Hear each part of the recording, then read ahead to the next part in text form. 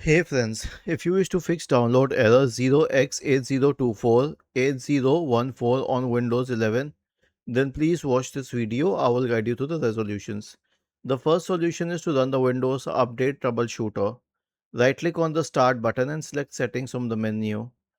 Now, once this is open, you can go to the System tab on the list on the left hand side.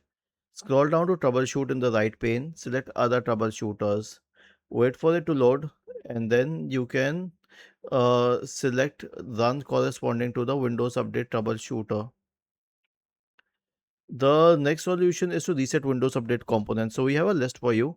Copy this and then search for command prompt in the Windows search bar. Click on Run as Administrator and paste it here. I'll tell you what the script does. It will stop the services associated with Windows updates.